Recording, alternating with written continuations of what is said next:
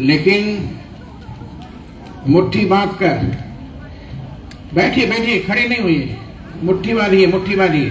भारत माता की, भारत माता की, बुद्ध भगवान की, श्री बुद्ध भगवान की, श्री परशुराम भगवान की, श्री राम जन्मभूमि की, श्री कृष्ण जन्मभूमि की, काशी विश्वनाथ भगवान की।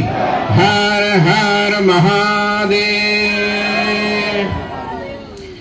ओम नमः परमहंसास्वादित चरणकमल चिन्मकरंदाय भक्तजनमानस निवासाय श्री रामचंद्राय।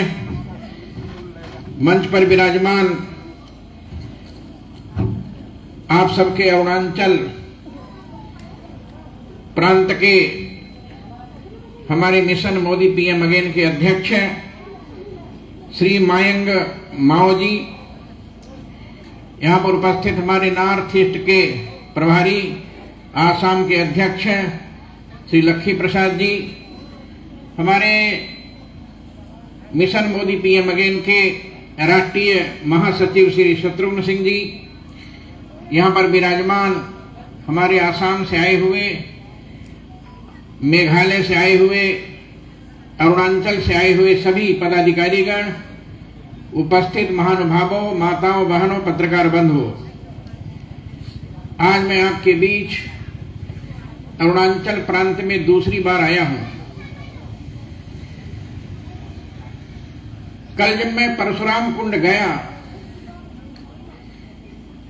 और परशुराम कुंड के दृश्य को देखा तो मुझे ऐसा लगा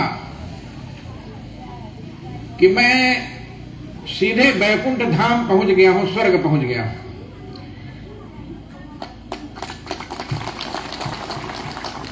इतना अच्छा दृश्य मुझे भारत में कहीं नहीं मिला जैसा दृश्य मैं कल परशुराम कुंड में देखा। हमारे साथ में पश्चिम बंगाल के हमारे लहरी जी, जो हमारे mission Modi PM again Yuva Morcha के पदाधिकारी हैं, ये भी थे और सभी लोग साथ में थे। जब वहां से मैं लौटा तो बुद्ध भगवान का मंदिर देखा। ऐसा मंदिर हमारे उत्तर प्रदेश में कहीं नहीं है जैसा मंदिर अरुणाचल में बुद्ध भगवान का देखा मैंने। एक दिन मैं पद्म पुराण पढ़ रहा था। पद्म पुराण में उत्तर प्रदेश का नाम नहीं देखा, पद्म पुराण में मध्य प्रदेश का नाम नहीं देखा, पद्म पुराण में दिल्ली का नाम नहीं देखा, पद्म पुराण में मैं इन प्रांतों का नाम नहीं देखा, लेकिन पद्म पुराण में अरुणाचल का नाम देखा। भगवान शंकर भगवती पार्वती से विवाह करने के बाद अरुणाचल में रहे।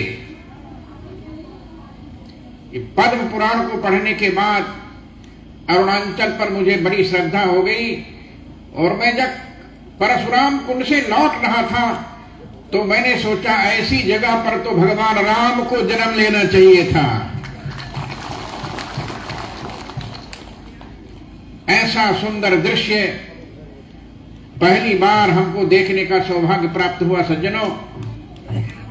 अरुणाचल की शांति को देखकर, अरुणाचल के पहाड़ों के दृश्य को देखकर मुझे पता था कि ब्रह्मपुत्र नदी चीन से निकली है, लेकिन कल मुझे पता चला नहीं जी, ये ब्रह्मपुत्र नदी परशुराम कुंड से निकली है।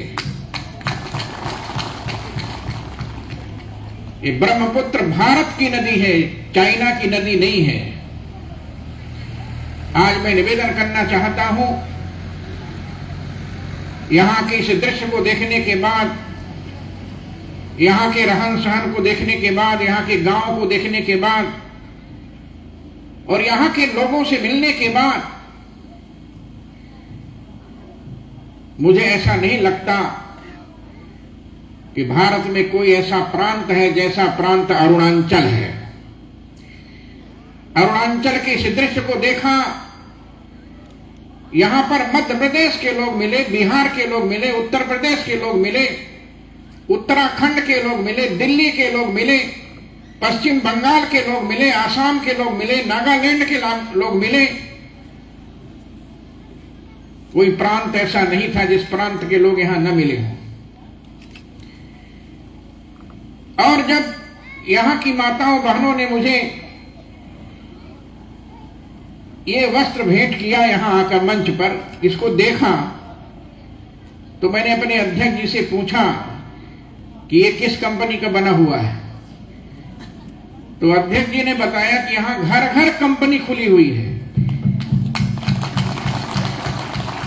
ये किसी मशीन का बनाया हुआ नहीं है। यहां अरुणाचल के लोगों के हाथों की मशीन है, जिन्होंने अपने कर कमलों से इसका निर्माण किया है। मैं तो चाहता हूं यह वस्त्र यदि अयोध्या में पहुंच जाए और रामलला का दर्शन कर जब लोग लौटेंगे तो इसको आपको जो कीमत मिलती है इससे 10 गुना कीमत देकर के वहां के लोग लेंगे। इतना अच्छा लगा। आज मैं पहली बार मंच संचालक प्रहलाद जी से सुना कि चकमा जाति के लोगों को आयुष्मान की सुविधा नहीं मिली। ये मैं पहली बार सुना। मोदी जी ने भारत में पैदा होने वाले हर जाति के लोगों के लिए आयुष्मान योजना प्रारंभ किया है। हर जाति के लोगों ने। मुझे पता चला आदिवासी लोगों के लिए कुछ सुविधाओं से वंचित किया गया। मैं देश को बताना चाहता हूं कि भारत का पहला प्रधानमंत्री नरेंद्र मोदी, जिसने अपने कार्यकाल में एक आदिवासी महिला को भारत का महामहिम राष्ट्रपति बनाया।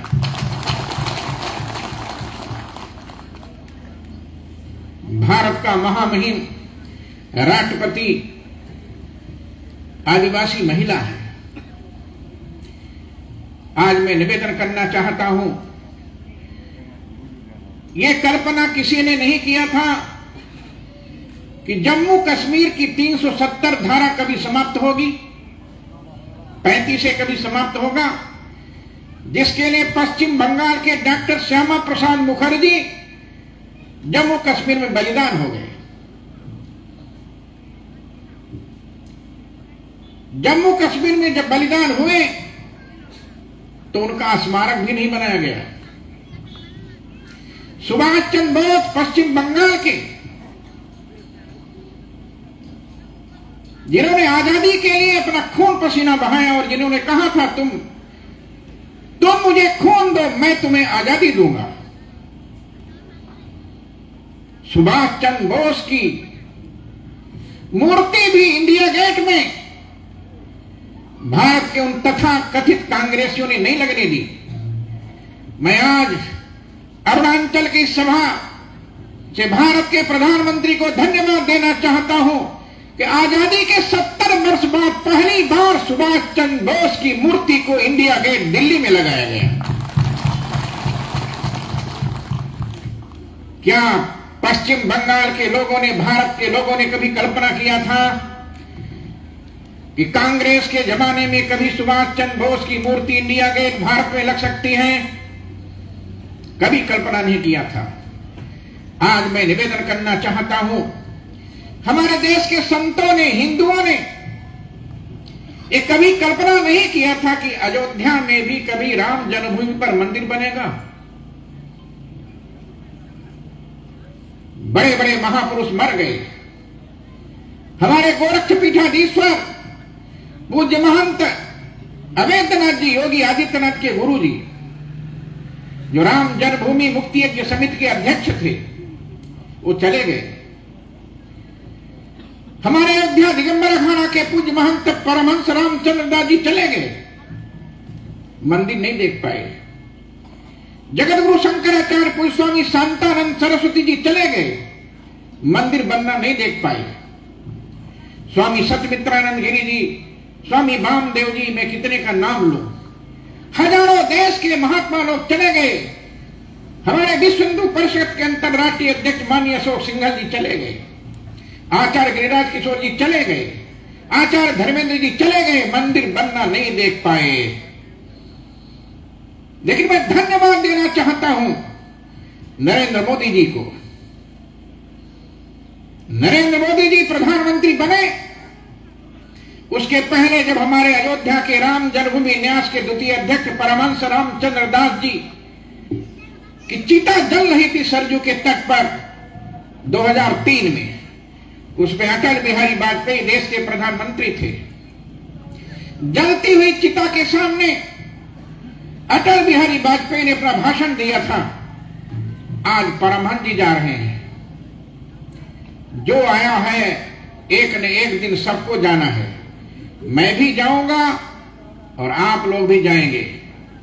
लेकिन आज सरजू के पावन तट पर जलती हुई चिता के सामने मैं बताना चाहता हूं कि एक दिन मेरे पार्टी का एक नेता आएगा जो आप सबकी समस्या को समाधान देगा। और अटल बिहारी वाजपेयी की वाणी उस दिन सत्य हुई जब 2014 के भारत के प्रधानमंत्री की शपथ नरेंद्र दामोदर दास मोदी जी ने लिया। और शपथ लेने से पहले उन्होंने देश की जनता को एक किया था। अभी तक देश की जनता को आपस में लड़ाने के लिए हिंदू, मुसलमान, सिख, ईसाई, आदिवासी, वनवासी, जाति पाति, भेदभाव, छुआछूत उसके नाम पर देश की जनता को लड़ाने का काम किया था कांग्रेस ने 60 सालों तक। एक कांग्रेस की देन थी कि भारत का कई हजार किलोमीटर चाइना के कब्जा में चला गया, भारत को उसको नहीं ले पाया। आज मैं निवेदन करना चाहता हूं, नरेंद्र मोदी ने शपथ लेने के बाद अटल बिहारी वाजपेयी के सपनों को साकार किया। सबसे पहले 370 धारा समाप्त हुई, 35 समाप्त हुआ। जम्मू कश्मीर में किसी ने कल्पना नहीं किया था कि कभी हम लोग प्रेम पूर्वक जय श्री राम का नारा लगाते हुए जम्मू में प्रवेश करेंगे। लेकिन 370 धारा समाप्त होने के बाद, 35 समाप्त होने के बाद कांग्रेस सरकार ने सुप्रीम कोर्ट में याचिका दायर किया। पी चिदंबरम ने कि 370 धारा 35 से फिर से बहाल किया जाए। वो मुकदमा अभी चल रहा है। आज मैं निवेदन करना चाहता हूं, ये कांग्रेस की देन है कि भाजपा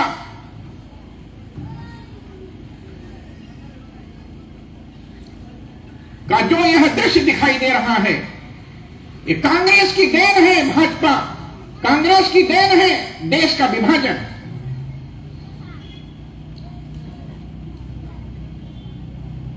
यदि कांग्रेस में प्रधानमंत्री सरदार वल्लभ भाई पटेल होते तो देश का विभाजन नहीं होता।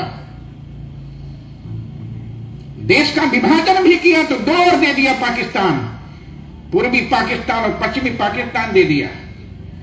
आप सब लोग भी नए बांग्लादेश से परेशान होंगे। भारत की सेनाओं ने पूर्वी पाकिस्तान पर कब्जा कर लिया, लेकिन बाहर कांग्रेस उस पूर्वी पाकिस्तान को बांग्लादेश बना दिया। पाकिस्तान का, भारत का कुछ हिस्सा पाकिस्तान ने कब्जा किया तो उसको पाकिस्तान ने पीओके बना दिया। लेकिन मेरी सेना खून पसीना करके पूर्वी पाकिस्तान को जीता, फिर उसको बांग्लादेश बना दिया।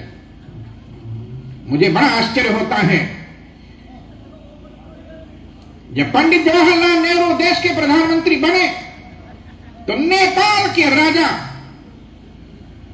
भारत के महामहिम राष्ट्रपति डॉक्टर राजेंद्र प्रसाद जी को एक पत्र लिखा कि मैं भी भारत में नेपाल का विनय करना चाहता हूं, मुझको अपने पास बुला लीजिए, आप मेरे पास आ जाइए। और जब सरदार वल्लभ भाई पटेल ने पत्र लेकर जवाहरलाल नेहरू को बुलाया। डॉक्टर राजेंद्र प्रसाद ने कहा कि नेपाल भारत में विलय करना चाहता अपना देश। जवाहरलाल नेहरू ने कहा नदी पहाड़ जंगल लेकर मैं क्या करूंगा?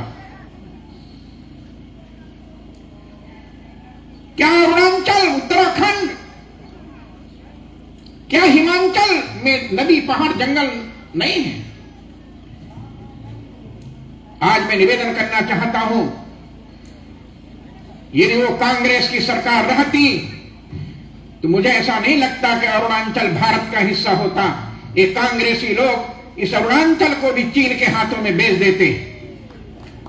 मैं आज निवेदन करना चाहता हूं, इस अरुणाचल को बचाने वाले भारत के वर्तमान प्रधानमंत्री नरेंद्र दामोदर दास मोदी हैं। आज हम सब लोग एक बार पुनः 2024 के चुनाव की पूर्व संध्या में अरुणाचल में आया हूं। कल भगवान परशुराम से प्रार्थना किया, कल यहां के भगवान बुद्ध से प्रार्थना किया, हे भगवान बुद्ध, हे परशुराम, 2024 में यदि फिर से भारत की प्रधानमंत्री की गद्दी पर नरेंद्र दामोदर दास मोदी बैठते हैं तो भारत की सारी समस्याओं का समाधान निश्चित हो जाएगा। फिर कोई नहीं कहेगा। एक बात बताऊं, डॉक्टर अंबेडकर को मैं धन्यवाद देता हूं। डॉक्टर अंबेडकर ने जब संविधान लिखना शुरू किया, संविधान में लिखा था भारत दैट इज भारत। लेकिन जब वह संविधान नेहरू के सामने आया तो नेहरू ने कहा नहीं, भारत नहीं होना चाहिए, भारत की जगह पर इंडिया करिए, इंडिया दैट इज भारत करिए। इंडिया को भारत कहा जाता है, इंडिया को भारत कहा जाता है। भारत के इतिहास में अंग्रेजों के आने से पहले कहीं इंडिया शब्द था? अंग्रेजों ने भारत के लोगों को इंडियन डॉग बोलते थे। ये इंडियन डॉग है। आज मैं निवेदन करना चाहता हूं, इंडियन डॉग कहने वाले अंग्रेज इंडिया शब्द दे गए और नेहरू से समझौता किया कि संविधान में इंडिया दैट इज भारत करना, तब मैं तुम्हें आजादी दूंगा। और यही काम किया कांग्रेसियों ने, जिसका परिणाम हुआ कि भारत की नोटों में भी इंडिया, भारत के संविधान में भी इंडिया, इंडियन एयरलाइंस बन गया। क्या भारतीय एयरलाइंस नहीं बन सकता था? इंडोनेशिया मुस्लिम देश है, लेकिन उस मुस्लिम देश के एयरपोर्ट का नाम है गरुड़ एयरबेज। लेकिन भारत के दिल्ली के एयरपोर्ट का नाम इंडियन एयरबेज के नाम पर। आज मैं निवेदन करना चाहता हूं, भारत को मिटाने का पूरा कुचक्र जैसे अंग्रेजों ने किया था वही काम कांग्रेस ने किया। उसको सुधारने के लिए अटल बिहारी वाजपेयी के पास बहुमत नहीं थी, लेकिन 2014 में जब मोदी जी आए और उन्होंने नारा दिया सबका साथ, सबका विकास, सबका विश्वास और सबका प्रयास, उन्होंने किसी जाति का नाम नहीं लिया, उन्होंने हिंदू का नाम नहीं लिया, मुसलमान सिख ईसाई का नाम नहीं लिया, जैन और बौद्ध का नाम नहीं लिया, उन्होंने ब्राह्मण क्षत्रिय वैश्य दलित का नाम नहीं लिया। देश का हर व्यक्ति अपना है, सबको गले लगाओ, सबको अपने हृदय से लगाओ, ये मोदी ने नारा दिया। तो जिसका परिणाम हुआ कि भारत में 2 बार मोदी जी के नेतृत्व में भाजपा की सरकार बनी और अब तीसरी बार जो भाजपा की सरकार बनने वाली है, उसके पहले मैं अरुणाचल के लोगों से निवेदन करने आया हूं, इस बार भाजपा 400 से ज्यादा सीट पाए। एक भी सीट कांग्रेस को न मिले, विरोधियों को न मिले, एक भी सीट टीएमसी को न मिले। जो ममता बनर्जी म्यांमार बर्मा के लोगों को, बांग्लादेश के लोगों को बंगाल में बसाकर वहां के लोगों को कितना त्रास दिया है।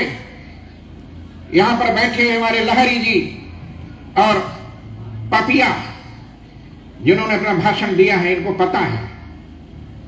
मैं तो चाहता था उस समय पश्चिम बंगाल में राष्ट्रपति शासन लागू कर और ममता बनर्जी को जेलों में ठूस दिया जाए, जिसे पता चल जाए कि भारत का प्रधानमंत्री, जैसे जम्मू कश्मीर में राष्ट्रपति शासन लगाकर जम्मू कश्मीर को 3 भागों में बांटा, वैसे ही पश्चिम बंगाल को यदि 2 भागों में बांट देता तो ममता बनर्जी कभी भी वहां की मुख्यमंत्री नहीं बन पाती। आज मैं आप सब लोगों से निवेदन करने आया हूं, अरुणाचल की पावन धरती को मैं प्रणाम करता हूं। इतना सुंदर दृश्य मैंने पहली बार देखा। ईटानगर में आया था पिछले वर्ष, लेकिन ईटानगर के बाद जब पहली बार यहां आया आपके यहां, और यहां के दृश्य को देखने के बाद, यहां के लोगों से मिलने के बाद, यहां की जनता को देखने के बाद, हर वर्ग के लोगों को देखने के बाद, जाति आधार पर यहां जितनी भी जातियां हैं उनको देखने के बाद मुझे हार्दिक प्रसन्नता हुई कि सभी लोग आपस में मिल करके फिर से तीसरी बार मोदी को भारत का प्रधानमंत्री बनाना चाहते हैं।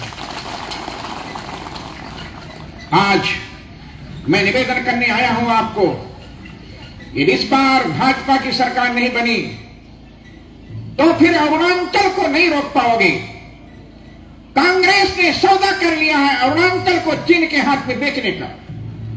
कांग्रेस ने सौदा कर लिया है हिमाचल को और उत्तराखंड को चाइना के हाथ में बेचने का। इस कांग्रेस ने सौदा कर लिया है लद्दाख को चाइना के हाथ में बेचने का। इसी का विरोध मोदी कर रहे हैं, इसी का विरोध राष्ट्रीय स्वयंसेवक संघ कर रहा है, भाजपा कर रहा है, विश्व हिंदू परिषद कर रहा है। इस अरुणाचल में आने के बाद पहली बार मैंने सुना विश्व हिंदू परिषद का एक व्यक्ति यहां पर बैठकर खड़े होकर भाषण दे रहा था। यह विश्व हिंदू परिषद की देन है, माननीय सो सिंघल की देन है कि जो अयोध्या में राम जन्मभूमि पर भव्य रामलला का मंदिर बन रहा है। आज मैं निवेदन करना चाहता हूं, मंदिर बनकर जो ग्राउंड फ्लोर है तैयार हो चुका है। मैं अभी गया था तमिलनाडु, कर्नाटक, आंध्र प्रदेश, बड़े बड़े मंदिर देखा। सबसे बड़ा मंदिर मीनाक्षीपुरम जो 1400 खंबे का, उस मंदिर को देखा मैं। 1200 खंबे का भगवान रामेश्वरम का मंदिर देखा मैं। वहां एक स्वर्ण मंदिर देखा तमिलनाडु में, गोल्डन टेम्पल। वहां के गोल्डन टेम्पल को देखने के बाद और कल बुद्ध भगवान के गोल्डन टेम्पल को देखने के बाद, वहां का गोल्डन टेम्पल तो 100 एकड़ में था। मुझे ऐसा लगता है कि यहां का गोल्डन टेम्पल 500 एकड़ का है। हमारे साथ में जाने वाले लोग वहीं उस मंदिर को देखने के बाद वहीं बैठ गए। हमारे साथ में जो थे मेघालय के लोग और पश्चिम बंगाल के लोग, मैं तो गाड़ी में बैठकर जल्दी से चल दिया, ये लोग वहीं बैठे रहे। मैंने पूछा क्यों इतनी देर लगा दिए? कहा क्या बताऊं, बुद्ध भगवान का मंदिर इतना अच्छा लगा कि वहां से उठने की इच्छा ही नहीं हो रही थी। आज मैं निवेदन करने आया हूं, राम जन्मभूमि मंदिर का भूमि पूजन शिलान्यास मोदी जी ने 2020 5 अगस्त को किया था। 5 अगस्त को 370 धारा समाप्त हुई थी। 5 अगस्त को 35 समाप्त हुआ था और 5 अगस्त 2020 को मोदी जी ने अयोध्या में राम जन्मभूमि का भूमि पूजन शिलान्यास किया था। अब वो मंदिर बनकर तैयार हो गया है, ग्राउंड फ्लोर, वह भी विश्व का सबसे बड़ा मंदिर। इसके पहले भी अयोध्या में विश्व का सबसे बड़ा मंदिर था जो 84 कसौटी के खंबे पर, उसको बनाए थे राजा विक्रमादित्य ने। राजा विक्रमादित्य का जब जन्म हुआ उसमें अयोध्या को लोग नहीं जानते थे। राजा विक्रमादित्य जब राजा बने तो महाकाल उज्जैन के भगवान शंकर ने राजा को स्वप्न दिया, अयोध्या नगरी को ढूंढो और मंदिर बनाओ। तो राजा विक्रमादित्य चल दिए, पूरे देश में ढूंढा, अयोध्या नहीं मिली। तब एक नदी के तट पर बैठ गए। उस नदी के तट पर दोपहर को 12 बजे एक घुड़सवार आया, काले घोड़े में बैठकर, काला पुरुष, और घोड़े के साथ में उस नदी में छलांग लगाया। और डुबकी लगाने के बाद जब बाहर निकला तो श्वेत वर्ण का हो गया, उज्जवल वर्ण का हो गया। राजा विक्रमादित्य को बड़ा आश्चर्य हुआ, अरे ये तो काला पुरुष काले घोड़े में बैठकर आया, उज्जवल सफेद कैसे हो गया?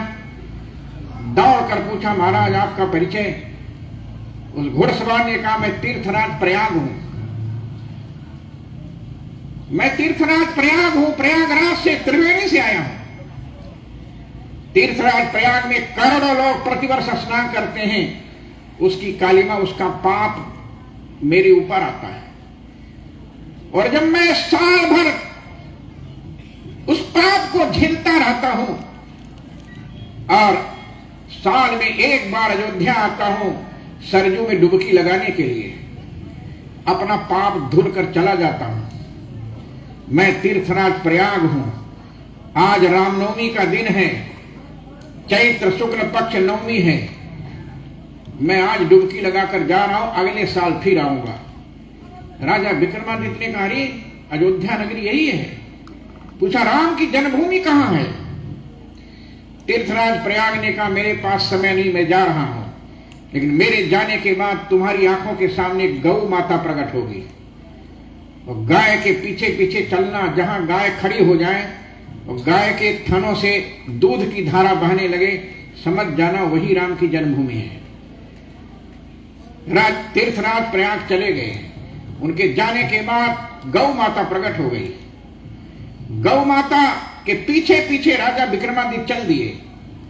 राम जन्मभूमि पर खड़ी होकर गौ माता के स्तन से दूध की धारा बहने लगी। राजा विक्रमादित्य को बड़ी प्रसन्नता हुई, राम जन्मभूमि मिल गई।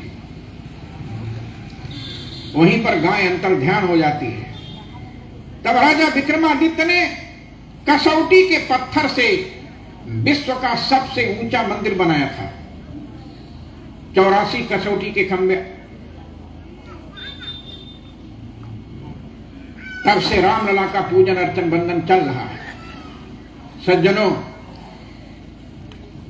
जब बाबर अटैक किया पहली बार भारत में, और जब लखनऊ पहुंचा तो लखनऊ के अट्टालिका पर चढ़कर पूरब दिशा की ओर देखता है। चांदनी रात में कार्तिक शुक्ल पक्ष, कार्तिक आश्विन शुक्ल पक्ष पूर्णिमा के दिन, शरद पूर्णिमा के दिन, पूरब दिशा की ओर 2 चंद्रमा दिखाई दिए। तो बाबर ने अपने सिपह सालार मीर बाकी से पूछा, क्यों जी? मैंने तो दिल्ली में 1 चंद्रमा देखा, अफगानिस्तान में 1 चंद्रमा देखा, श्रीनगर में 1 चंद्रमा देखा, ये कैसा लखनऊ है, यहां 2 चंद्रमा दिखाई दे रहे हैं। तब मीर बाकी ने कहा, जनापना चंद्रमा तो एक ही है। पूछा, चंद्रमा एक है तो 2 कैसे दिखाई देता है? कहा, दूसरा चंद्रमा राम जन्मभूमि के शिखर पर लगा हुआ चंद्रकांता मणि है। कहा, चंद्रकांता मणि इतनी कीमती मंदिर के शिखर पर लगी हुई है? जाओ, मैं आदेश देता हूं, उसको निकाल कर लाओ। 10,000 सेना को दिया, लेकिन अयोध्या के आसपास के राजाओं ने 10,000 सेना को खदेड़ दिया। फिर 1 लाख सेना दिया, 1 लाख सेना को भी खदेड़ दिया। 76 बार लड़ाई हुई, जिसमें 5 लाख हिंदू मारे गए। और अंततो गत्वा मंदिर को तोड़कर वो सोचता था कि मैं मीनार बना दूं, लेकिन हनुमान जी आते थे, वो मीनार को ढकेल देते थे, मीनार नहीं बन पाई। 14 कसौटी के खंभे नहीं उखाड़ पाया। जो 14 कसौटी के खंभे, जब राम जन्मभूमि का मुकदमा चल रहा था तो मैं गवाही दिया था। मेरी गवाही 5000 पृष्ठ की मेरी गवाही है। और गवाही में मैंने पूछा था जफर अय्यूब जिलानी बाबरी मस्जिद एक्शन कमेटी का जो वकील था, हमने कहा क्या प्रमाण है कि बाबर अयोध्या आया था? उसने गवाही में कहा 1528 में बाबर ने मंदिर को तोड़कर मस्जिद बनाया। हमने कहा जज साहब नोट कीजिए, मंदिर को तोड़कर मस्जिद बनाया गया। इसके बाद जज साहब ने मुझसे पूछा कि आपने तो पूछा बाबरी मस्जिद कमेटी से, लेकिन आपके रामलला का जन्म कब से हुआ? हमने पूछा किसका प्रमाण लोगे, भागवत का, स्कंद पुराण, पद्म पुराण का? नहीं, प्रमाण केवल वाल्मीकि रामायण का लिया जाएगा। और फिर मैंने वाल्मीकि रामायण का प्रमाण दिया कि वाल्मीकि रामायण लिखा है, अयोध्या नाम नगरी तत्रा श्री लोक विश्रुता मनुनामान वेंद्र ने यापुरी निर्मिता स्वयं आयता 10 द्वैत योजनानि महापुरी श्रीमती तृण विस्तीर्ण सुविभक्त महापथा। भगवान राम का जन्म 1,81,60,65 वर्ष पहले हुआ था। जन को बड़ा आश्चर्य हुआ, मैंने वाल्मीकि रामायण खोल के दिखाया। इसलिए सुप्रीम कोर्ट हाई कोर्ट से जीते और हाई कोर्ट के बाद सुप्रीम कोर्ट गए, तो सुप्रीम कोर्ट में भी जजों ने जब मेरा बयान देखा तो वाल्मीकि रामायण खोलकर देखा, का इससे सिद्ध होता है कि भगवान राम का जन्म अयोध्या में उसी जगह हुआ जहां रामलला विराजमान है। और निर्णय के बाद मोदी जी ने एक ट्रस्ट बनाया और ट्रस्ट के द्वारा मंदिर का निर्माण प्रारंभ हो गया, जिसमें रामलला 22 जनवरी 2024 को विराजमान होंगे। मैं अरुणाचल के लोगों को राम जन्मभूमि पर निमंत्रण देने के लिए आया हूं, आमंत्रण देने के लिए आया हूं। आइए आप सब लोग रामलला का दर्शन कीजिए और भेदभाव को मिटा दीजिए। आपसी जाति पात भेदभाव छुआछूत ऊंच नीच की भावना से ऊपर उठकर सबको गले से लगाइए। जैसे राम ने त्रेता युग में क्रोल भीलों को गले से लगाया, बंदरों को गले से लगाया, सबरी को गले से लगाया, सबरी के झूठे बेरों को खाया, बानरी सेना को लेकर विश्वजयी रावण को परास्त करके भगवती सीता को ले आए। आज यह आवश्यकता है कि हम समाज के हर वर्ग के लोगों को साथ में लेकर सामाजिक सद्भावना के साथ, राष्ट्रीय सद्भावना के साथ, सांप्रदायिक सद्भावना के साथ सबको साथ में लेकर चलें और मोदी जी को फिर से 2024 में भारत का प्रधानमंत्री 400 के पार पहुंचाएं। और इसका परिणाम क्या होगा? जब मोदी जी 400 सीट से जीत करके जाएंगे, तब जनसंख्या नियंत्रण कानून लागू होगा, समान नागरिक संहिता लागू होगी। भारत के संविधान से इंडिया दैट इज भारत में इंडिया को हटाकर भारत दैट इज भारत लिखा जाएगा। आज मैं आप सब लोगों से निवेदन करना चाहता हूं कि सारे अरुणाचल और नॉर्थ ईस्ट के लोगों को आपस में मिलाकर, चाहे जिस जाति में लोग पैदा हुए हों, चाहे जिस संप्रदाय में पैदा हुए हों, सबको गले लगाकर सबको साथ में लेकर चलने का काम कीजिए। और ये जो समस्या प्रहलाद जी ने मंच के सामने प्रस्तुत किया है और हमारे अरुणाचल के अध्यक्ष जी ने जो बताया है और हमारे विश्व हिंदू परिषद के एक सज्जन ने भी जो समस्या बताया है, मैं उसको अपने संज्ञान में रखा हूं। मैं इन समस्याओं को मोदी जी के सामने रखूंगा। इस देश के हर व्यक्ति को उज्ज्वला, हर व्यक्ति को आयुष्मान की सुविधा प्राप्त है, यहां कैसे नहीं हुई। मैं इस समस्या के समाधान के लिए प्रहलाद जी से बात करूंगा। इन्हीं शब्दों के साथ आप सब लोग इतने देर से यहां पर बैठे हुए हम सब लोगों के इस दृश्य को देखने के लिए उपस्थित हैं, इसलिए यहाँ की माताओं को, बहनों को, भाइयों को, सबको बहुत बहुत धन्यवाद देते हुए वाणी को विराम देता हूं। जय श्री राम, जय श्री राम।